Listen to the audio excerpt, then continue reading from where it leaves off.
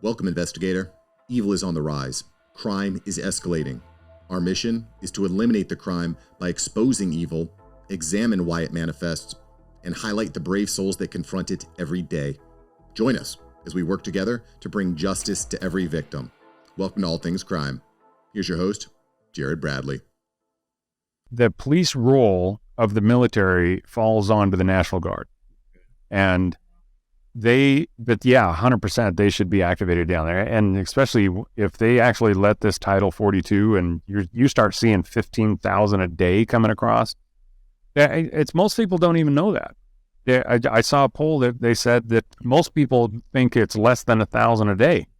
And, it's because the media just doesn't even cover it. They're just hiding the entire story. And to my point, let's wrap up with this as far as the immigration goes. There was a guy, so a good friend of mine, Michael Yon, was the guy that set up that whole Panama trip. And he met a guy when he was down in Panama, I think the time after I was down there. He met a guy, I think he said he was from Honduras or something like that. That guy actually ended up in New York, and he had stayed in email contact with Michael, and Michael said he got an email from him. He said, "I'm being evicted."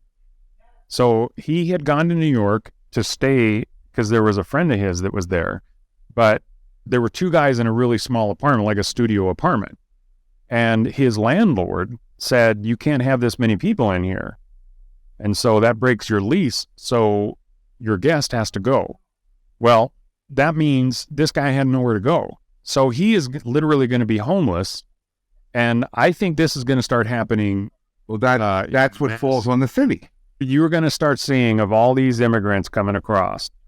The federal government, these people are like, "Oh yeah, we'll take care of you." And I love the videos of the guys as these buses are pulling up. They're standing there in front of the bus and they're shaking everybody's hand as they're coming across. And as they're coming out of the bus and headed over to the reception center, they get them a little food and some clothing or whatever, and then they send them on their way somewhere. Well, that's all fantastic, but it's all a show. And eventually, our country cannot absorb this many people.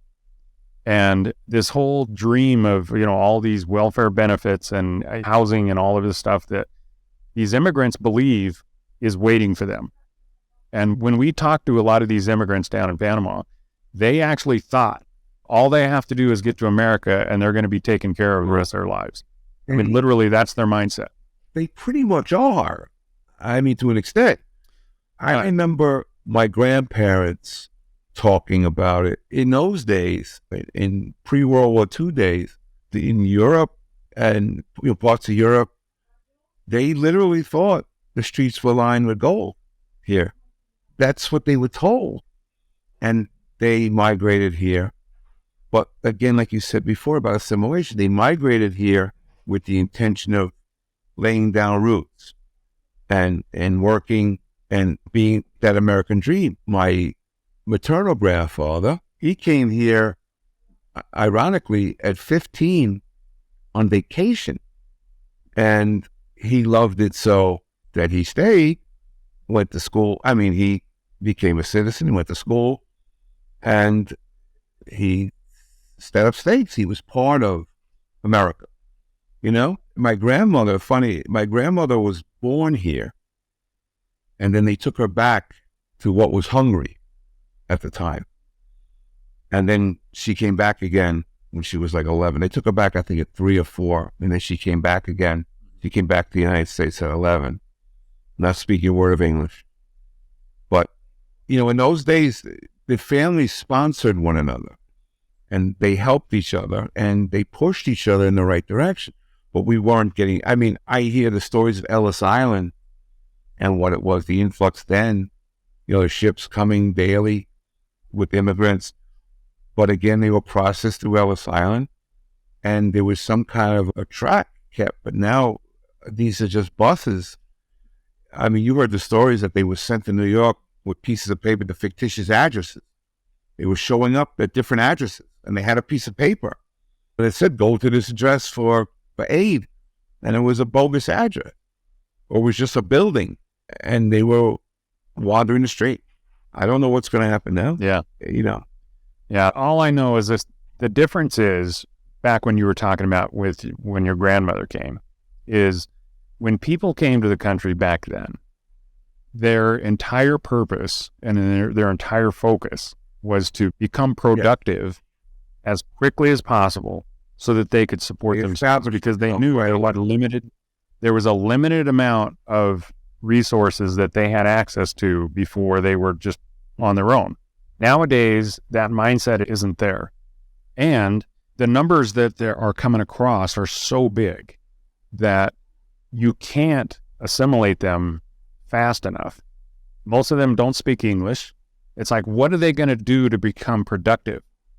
And if they don't become productive, then what do you do with them? Well, you can't let them just be on the street and starve to death. So they're basically going to go into the welfare system, and that welfare system's already overwhelmed. And so the bottom line is, a lot of these people, now don't get me wrong, if I lived in Venezuela and, you know, life sucked so bad that I was willing to make that trip, I would absolutely make it. If I knew that America was open and I lived in a country that was super poor and I was in a horrible position and there wasn't any prospects there, would I make that trip? 100%. So I don't blame the people for coming. What I blame are the people that have created this magnet to draw all these people here, and there's no repercussions for breaking our laws. But the bottom line is, as our system becomes completely overwhelmed, and we're close anyway, the fact at the border, they can't stop these people. They're just coming in, they're supposedly being processed and then released into the country. And at such a rate, like I said, 15,000 a day. The bottom line is, these people are going to turn to crime. You think the crime rate is bad now? Imagine all these people being starving to death. They're looking at people eating in a restaurant. You know, if they're on the streets of New York and they see somebody walking by and they have a purse, and there's a really good chance that, you know, it's a nice purse and there's a really good chance that there's some money in there, what are they going to do? Well, you know, again, we don't know this, but a lot of the immigrants that are coming in, just like in past times when immigrants came in, there was a lawless part that they brought with them. Every ethnic group had their own mafia, so to speak. You know, no matter which ethnic group it was, they all had their own organized crime. And a lot of these people were victims of their own organized crime. That's all that they knew. I mean, again, they tried to escape it by coming here, only to find in the neighborhoods in which they settled that it was flourishing alive and well. So they became victims again. They were victimized. You know, that's going to happen again, because the organized crime, like MS-13, they gained a foothold here. In New York, they did, in various parts of New York, and they're brutal. They're very brutal. But they were brutal in their own country. You know, so you have people that are escaping now, Baltimore, and they're becoming victims again. So what do? Like the cartels. The cartels are just going to set up shop here. The only thing is we don't have the raw materials to produce the drugs here. I mean, the meth labs, yes, but we don't have cocoa plants. We don't have poppy seeds. We don't have marijuana fields here. Although the legalization of marijuana might cut down on some of it, but still, we don't have the raw materials, but we do have the facilities. So if they can bring the finished product across the border, they can bring the raw materials across the border. And a lot of these people will become servants of the same people they were servants of in their own country. Like you said, there's not going to be jobs for them. So where are they going to work? Well, they might not turn to street crime, but they definitely might turn to working in a plant, you know, that manufactures fentanyl, you know, or whatever. Same thing that they did in their country. That's what they know. There's no escaping it. They're here to do it. I mean, that's another problem. I don't have the answers. I really don't. I don't even know where to start. It's above my pay grade. Well, you know, if your house is flooded, the first thing you got to do is turn the water off. I wish it was. It's like in Washington, D.C., there is no desire right now to turn the water off. And they're just completely denying that there's even a problem. And it blows my mind. But listen, one of the things that I really wanted to talk to you about, there was a rule that was just passed where they said the NYPD can no longer detain anybody and for them to determine if they have warrants. I touched on that earlier. Yeah, what is that It about? was a lawsuit, apparently. It was a class action lawsuit. I don't know who instigated it, but this is not new. We could never, I say we, as a former member of the department, we could never stop you solely to run you through the system. No. In order to stop someone, you have to have, it starts out as reasonable suspicion. Now, again, what's reasonable suspicion? It's July. It's 95 degrees. And you're wearing, a North Face parka, okay? That might raise my suspicion level. Why is this individual wearing this huge jacket? Obviously, he must have something underneath that he wants to hide. That's going to the extreme, but that's an example of reasonable suspicion. Now, you stop this person and you question him. Why are you wearing that jacket? It's 95 degrees. Now, if they can't give an answer or they do another move that maybe they clutch the jacket together or whatever, now your suspicion level gets raised, okay? And based on your training and expertise, again, this is all, you have to be able to articulate all of it. It might raise you to probable cause.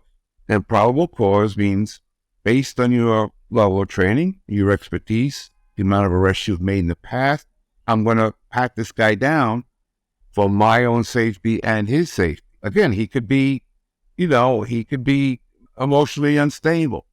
You don't know this. Maybe he's going to hurt himself. Maybe he has a bomb. There's a lot of things that go into this thought process. So then you might pat the person down. Now you feel a gun or the outline of a gun. So now you go in and, you make the arrest. Okay.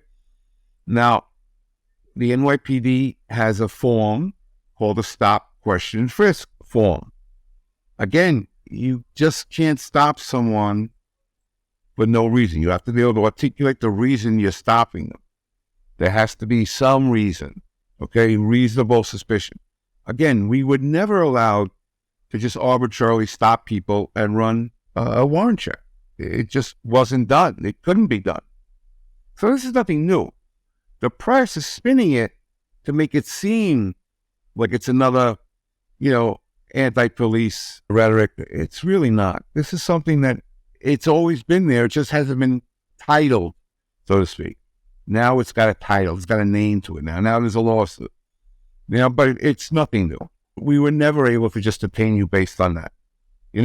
Again, if your car is pulled over and they run a plate check on you or, you hand over your driver's license, they run your license, yes, it's going to show if you have any warrants. But again, you had to do something to get pulled over. There was a traffic infraction of some sort that got you pulled over. So that's your reasonable suspicion. Now, I get your license, registration, insurance. Now I run you to make sure you are in fact a licensed driver. Now you have warrants. Okay, I arrest you based on the warrant. But the initial stop was because of the traffic violation. Right. And that's always been in effect. So again, this is something that they're just spinning. It's always been there. It's nothing new. Well, that's disappointing because sometimes, they call it the news because it's actual legit news and it's not opinion. But from the sounds of what you're saying, that this whole incident basically it's a policy. It's a non-entity. You know what I'm saying? Yes, there was a lawsuit and the judge ruled in favor of the plaintiff. Okay, obviously the plaintiff was stopped. And the plaintiff must have felt that they were stopped for no apparent reason other than to be checked. And again, that's not the case. There had to be some sort of preliminary reason to stop them. And that's usually, that's some sort of infraction or reasonable suspicion. You can't just arbitrarily, we're going to stop the first 15 people that walk past us and run them through the system. No, it doesn't work that way. It never did. It never worked that way. Now, what we did do was, again, if we had a murder case or a shooting in a given, let's say it was a high-rise apartment complex, okay? To garner information, you might do warrant checks on the location to see if anyone at the location has active warrants, and then they do warrant sweeps to go in and get these people that have active warrants and then debrief all these people to try to garner information on a given case. But again, that's just an investigative tool. You're not stopping the people. You're running an address and coming up with who at that address has warrants. Okay? And that's in line with an investigation, an existing investigation. So again, it's not just arbitrarily picking any address in the city. Let's run this address for no other reason than to see who has warrants there and then hitting the location. No, it's done as in the course of an investigation. So there's reasons for it. Everything has to have reasons. You have to be able to articulate the reasons in court. And news tends to, they sensationalize a lot of things that they need not. And there's a lot of things they should, but they don't sensationalize. They downplay certain things. Yeah. Speaking of sensationalizing, we were talking a little bit earlier about that quadruple murder in Idaho. Oh, it's extremely sad. And I don't know if you heard one of my previous podcasts, but my whole family went to University of Idaho. And yeah, I lived up in Moscow, Idaho for 10 years. And my dad got his PhD right across the state line at Washington State. So, very near and dear to my heart as far as the area. And even, who knows? I'd have to give you my educated opinion on it. I think they just increased the number of FBI agents that were assigned. I think they upped it by about 16 or 20 FBI agents now. And rightly so. The question, though, is the FBI doesn't investigate this kind of stuff. They need the help. First of all, this is a case that's going to be made in science. It's going to be a forensic case, okay? I have almost no doubt that's going to be a forensic case. And what do you mean by that? Well, they're going to make the case on either DNA, fingerprints, something along those lines. When you have a case like this with this type of activity, again, I'm not privy to the case folder. I just know what anyone else knows, and very little has been made public. And the things that have been made public, we don't know how right it is. It's like the information hasn't been vetted, so we don't know. But there were 4 individuals and they were brutally stabbed. Stabbing is a personal crime. It's very easy to shoot somebody. Very easy and relatively clean. Stabbing is up close and personal. On that note, I'm not saying that the perpetrator or perpetrators were known. I'm almost positive they were known to at least one of the victims in some way, shape, or form. Now, just based on this sheer violence. Yeah, I mean, you're going in there and you're doing this much damage. There's got to be emotion behind it. It's not a stranger thing. I mean, it could very well be. There's always exceptions to the rule. I mean, there's profilers up the yin-yang that are all adding their 2 cents to this, but they're doing it based on nothing because there is no profile, because they're not privy to the case folder. So they don't know how many stab wounds. Right. They don't know what parts of the body the stab wounds were. We're just assuming. But when you have and again, I say someone because I don't believe it's multiple perpetrators. That's my own personal opinion. I believe it's one perpetrator, at least one perpetrator in the scene. I'm not saying there couldn't have been someone in a getaway car or like that, but I think there was only one perpetrator in the scene. I think the perpetrator had been to the scene before, but yet not that many times, because otherwise he or she wouldn't have known about the other 2 individuals that were on the ground floor that were left alive. It seems that the perpetrator wasn't aware of those 2. I know the house is a very weird structure, the way it's laid out. The back of the house, the second floor is like the ground level in the back. But in the front of the house, it's on a level. It's on a really major, a really steep slope. Now, again, I don't know if there was forced entry or not. They're not saying. There's a big sliding door on the second floor.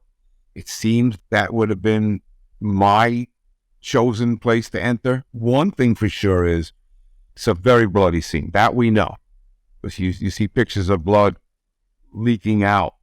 So it pooled at some place and it literally leaked. That's an incredibly bloody scene. The perpetrator had to be covered in blood when they left that scene. And I don't know this. There had to be a blood trail someplace, probably in the rear, near that sliding door out into the woods. That's where the woods were. I'm sure there was a blood trail. I don't think they left the scene on foot. I mean, to a point, and then they got into a vehicle of some sort. That's my opinion. Thanks for joining us. Your attention today brings us one step closer to exposing and eliminating the evil that brings crime to our communities. Hit subscribe and share this episode. Together, we will bring justice to every victim.